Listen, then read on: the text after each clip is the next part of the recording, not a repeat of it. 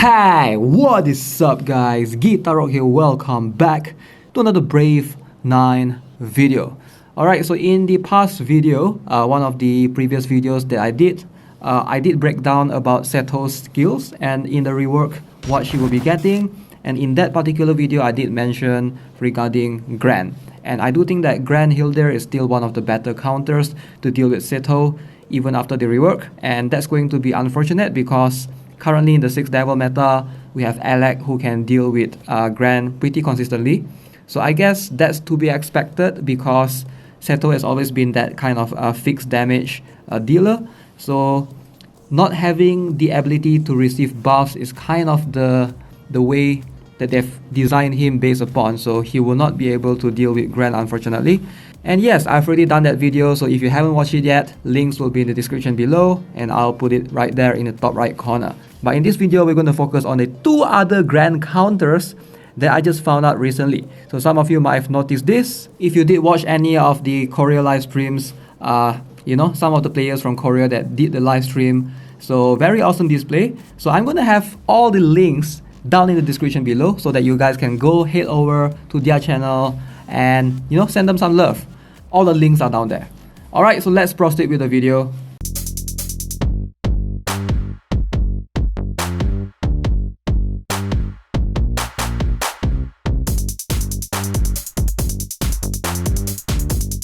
Okay, so next up in this video, I'm going to show you guys the interaction between Belyav and Seto. So you're gonna notice this is very astonishing, at least for me. Alright, so notice on the left side we have Seto all the way at the back on the top lane, and then on the right side we have Belyav on the skip tile. She's mostly gonna be buffing everyone at the back, so ignore the chat for the time being. So notice this, we have enemy Lyudmila going in, hit the Seto, so dies. So notice this, Belyav is buffing Fern, Adin, and Christina. So Fern charging up, so Adin going in and hit the front. So this is what piques my interest right here. So notice, can we back that up a little bit? Oh man, it backs out too much. Okay, notice this Christina went in. The Christina from the left goes in and hit Seto and just died from counters because Seto is in the range. She did hit Velter, but Seto was in the range. But notice what a Christina buffed by Belyav will do. Alright, this Christina was buffed by Belyav. Notice there's this skull icon and she's gonna go in. She's gonna hit the Seto. Boom! She died, turns into skeletons, but she takes Seto away with her. So this is a very unique interaction between a multi-hit unit buffed by Belyav. So I'm guessing what Belyav does is, if you have Belyav's buff, you will finish your attack animation completely before you die from counter and turn into skeletons. So that's my explanation right here. I'm not sure if that's the exact thing that's happening, but based on what I'm seeing, I think it's pretty cool. Can this be used in some occasions of PvP? Yes, but it's not going to be consistent. So if you want to go for Belyav, I don't think this is going to be a consistent thing for you. But this might be workable around in places like Guild Wars, Underground Arena. I definitely think in those 2 areas, you can try to use Belyav and Christina to try and counter Seto. Now granted, I'm not entirely sure if this method will work with other multi-hit units as well. So that's what piques my curiosity, right? So definitely if it could work with something like Nia or even any multi-hit units like Dr. Morgan or whatever, then those can just easily get rid of Seto and you don't have to worry about him countering your units because you're trading 1 for 1. So ideally that's going to even out. Okay, so next battle we're going to observe this one against a Fern. Now I find this extremely interesting. Fern has been out of meta for a while. Now will this be able to bring Fern back into the meta? I'm not entirely sure. I doubt it.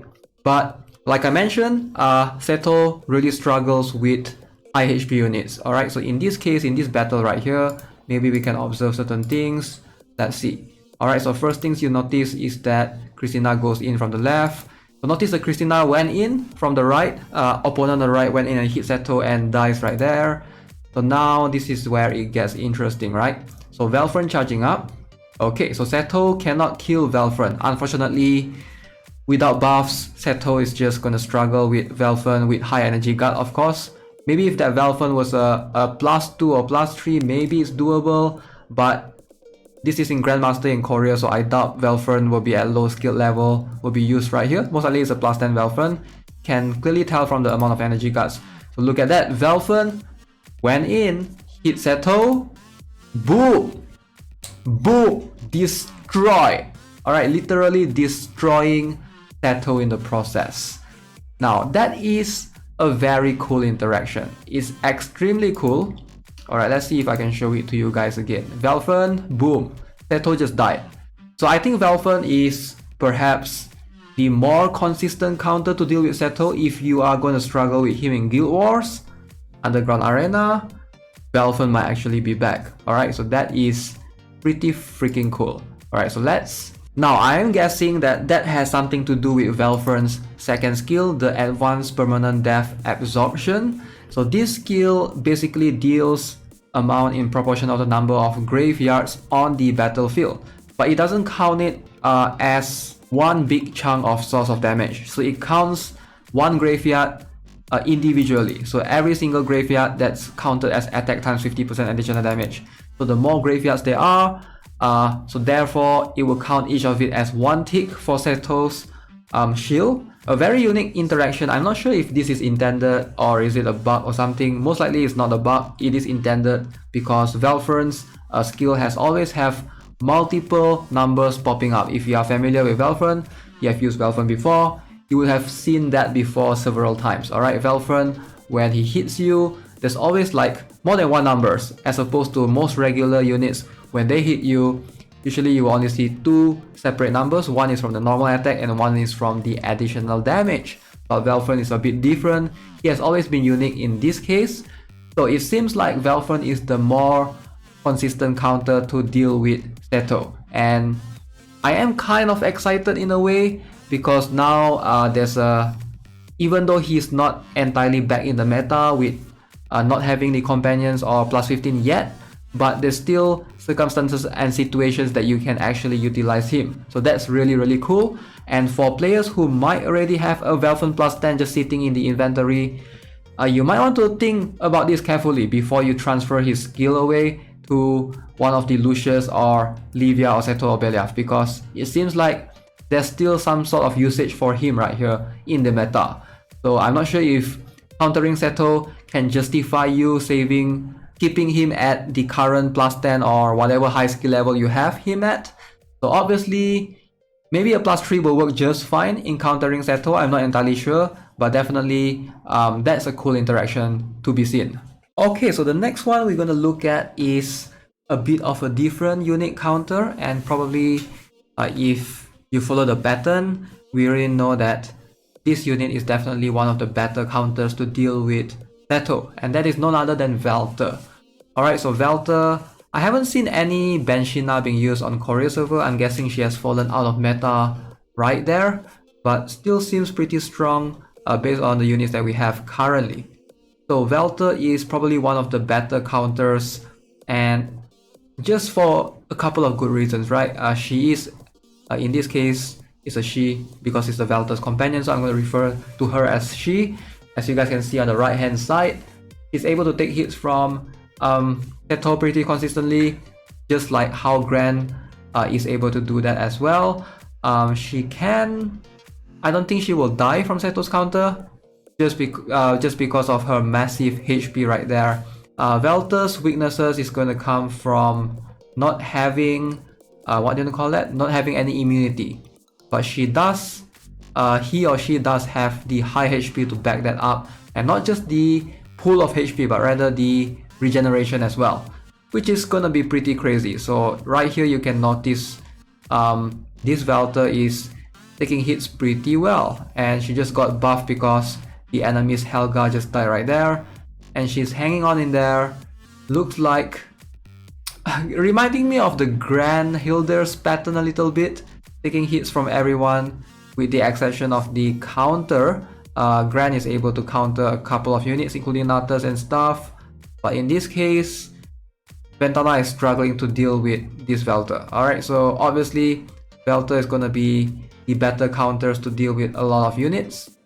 But yeah, let's further watch this video and see what will we observe from this battle right here. Okay, so eventually that Welter eventually died because he's the only one solo tanking the entire battle, so there's only so much that Welter can do. But seems to be a pretty comparable solution to try to tank hits from Seto. Okay, so that's gonna be it for this video. Let me know what you guys think between the interaction of Seto with Fern. We have Welter as well, and Beliaf. So I find those an extremely interesting counter to try to deal with Seto. Like, most of them are not going to be consistent in something in like arena because you can't really control the battles as well. But in situations like I mentioned, underground arena, tournaments, and guild wars, you can use these units and this knowledge to your advantage, and make sure you guys take note of those things. Okay, so as always, if you're new here, subscribe to this channel, give this video a like if you enjoyed it, and I'll see you guys again in the next one. Have a nice day. Goodbye.